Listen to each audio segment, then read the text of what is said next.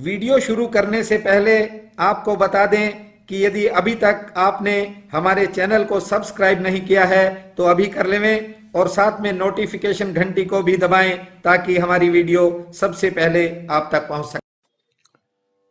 बंधुओं, जिंदगी में बहुत बार आपको ऐसा भी लगा होगा कि उम्मीदों से किनारा कर लेना चाहिए। ये बातें भी मन में आई होंगी, लेकिन न जाने वो कौन सी ताकत थी जो हर बार आप में एक नया हौसला दे गई।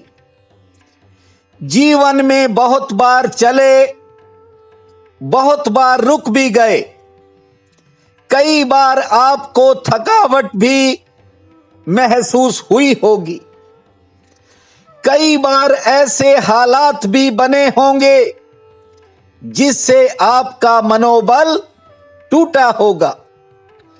लेकिन बुरे से बुरे हालात में भी आपने अपने आप को संभाले रखा। वो शक्ति भूमा भगवान की होती है जो आपको किसी भी हालात में रुकने और थकने नहीं देती। उत्तर जिंदगी में अधिक भी हो सकते हैं, लेकिन प्रश्न एक ही होता है। आज मैं उस प्रश्न पर चर्चा करने जा रहा हूं। पाकर खोया, खोकर पाया, लेकिन फिर भी पा न सका मैं। सब कुछ था अपने ही वश में, पर मन को समझा न सका मैं। बंधुओं, जीवन में अच्छे और बुरे तरह तरह के समय आते हैं, आकर चले भी जाते हैं, लेकिन इंसान अपने मन को समझाने में असमर्थ रहता है। आज बहुत ही क्रांतिकारी शब्द आपको बता रहा हूं।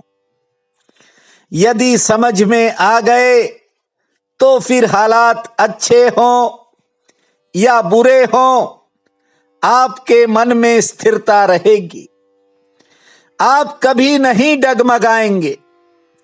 पहले तो इस बात को समझ लो कि ये जो सारा संसार है, आपके चारों तरफ जो ये ताना बाना बुना गया है, ये सपनों का बाजार है।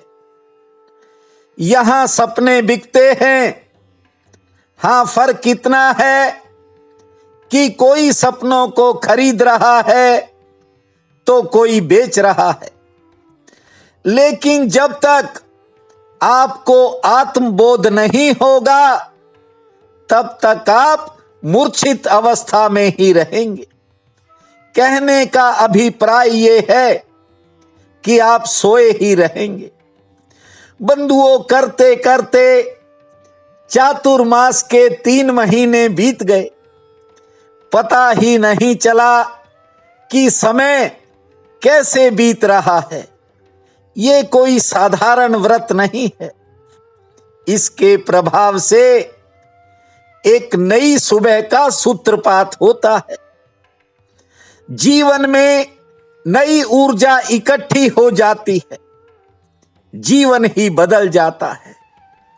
ये जो चारों तरफ उपद्रव हैं और इन्हीं के कारण जो ये जिंदगी नरक दिखाई पड़ती है, याद रखना, ये चातुर्मास का व्रत उस दिखाई देने वाले नरक को स्वर्ग में बदलने की ताकत रखता है। मेरे बहुत से बहन भाई जितना भी हो सकता है उतना नियम निभाकर व्रत रख रहे हैं। मैं जानता हूं जिन्होंने भी इस चातुर्मास में एक समय भोजन का नियम लिया और जो निभा रहे हैं, देखना 1 महीना रह गया है, वक्त ही बदल जाएगा। आपकी योग्यता 4 गुना काम करने लगेगी। आपके प्रयास हर क्षेत्र में जारी रहते हैं। कभी आपका मन आपको कुछ नई दिशाओं में ले जाता है, ले जाता ही नहीं, ये मन आपको नई दिशाओं में भगाता है। लेकिन आप अपने मकसद को, अपने लक्ष्य को अर्जुन की भांति याद रखो। निशाना चिड़िया की आंख पर ही होना चाहिए।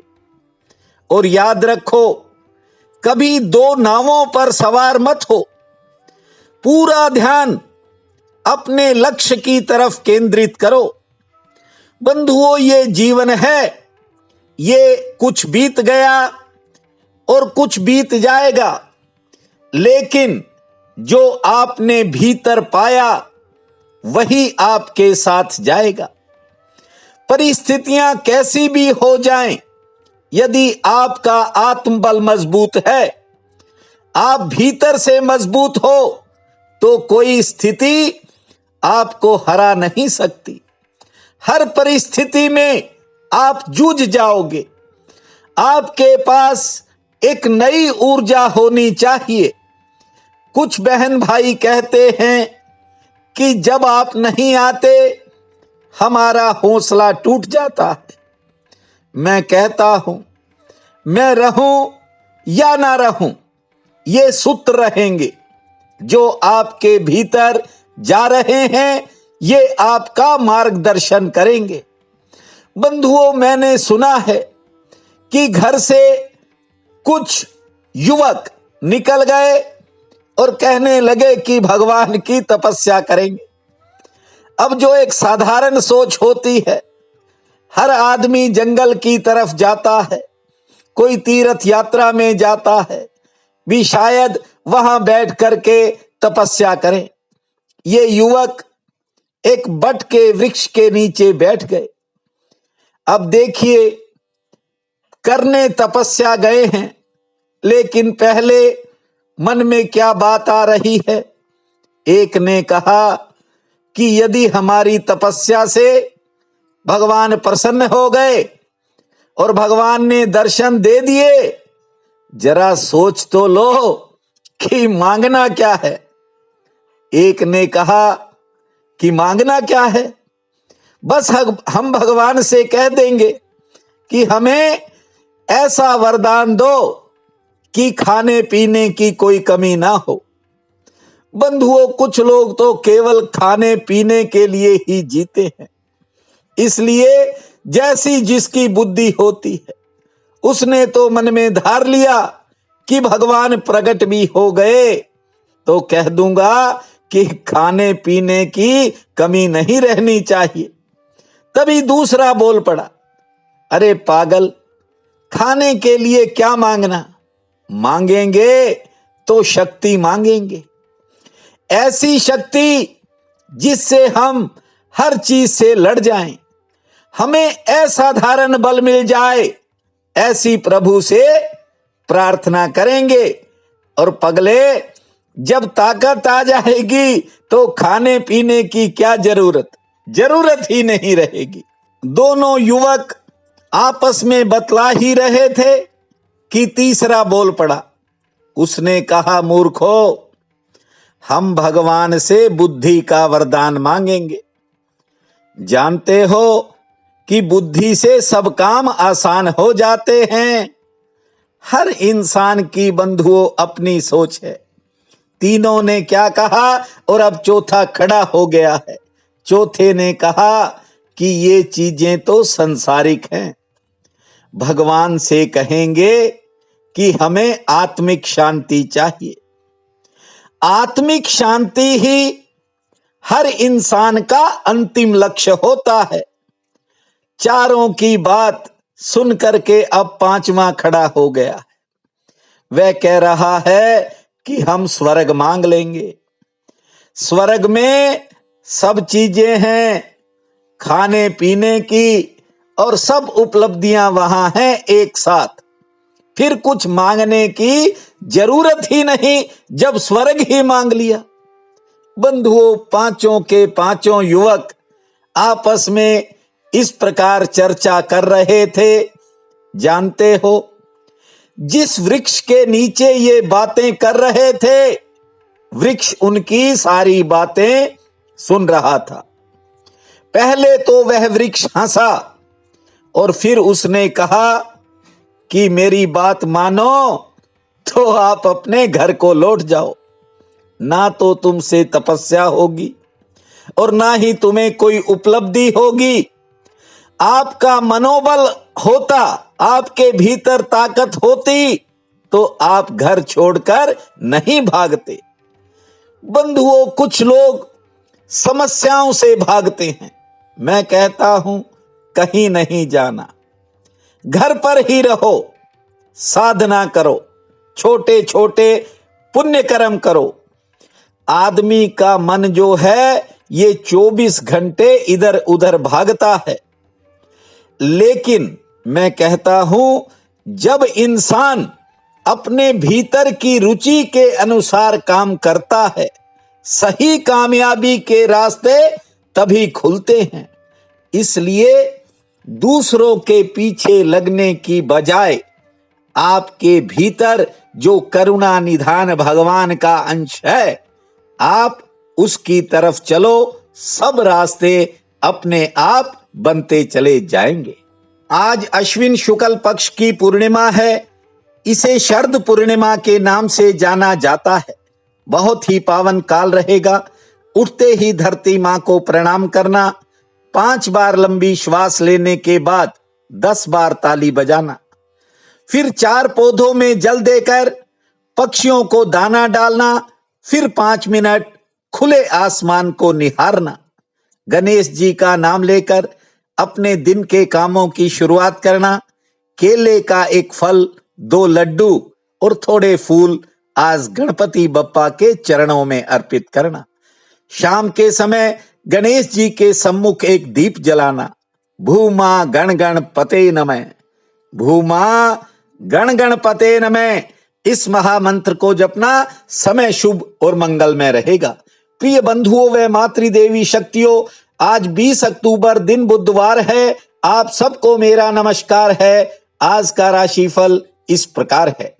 मेष, आज कोई नई मुलाकात होने के संकेत हैं। कार्य क्षेत्र में काम आसानी से निपटेंगे। रोजगार से लाभ सामान्य मिलेगा। दिनचर्या भी सामान्य रहेगी। हाँ, घर के कुछ कामों में व्यस्तता रह सकती है। वृषभ, दूसरों के किसी काम पर आज आपका समय और धन दोनों लग सकते हैं। आमदन के लिए दिन मध्यम श्रेणी वाला है। हाँ, कोई पारिवारिक बोझ आपका कम हो सकता है और किसी पुरानी मेहनत से लाभ हो सकता है। मिथुन, रोजगार से अच्छे लाभ की संभावना है। सेहत आपकी आज ठीक रहेगी। हाँ, कोई नई योजना, कोई नया अवसर भी आपको आज मिल सकता है। हाँ, कोई निजी चिंता दोपहर बाद मन को घेरेगी। कर्क, आज किसी खास व्यक्ति की कोई बात आपके मन में चुभ सकती है। हालांकि आमदन के लिए दिन ठीक है। संतान संबंधी कामों पर कुछ खर्च हो सकता है। कार्य क्षेत्र में काम का बोझ रहेगा। सिंह, आज करीबी लोगों के साथ मिलन होगा। बाद दोपहर आपका समय बदलेगा। सेहत ठीक रहेगी।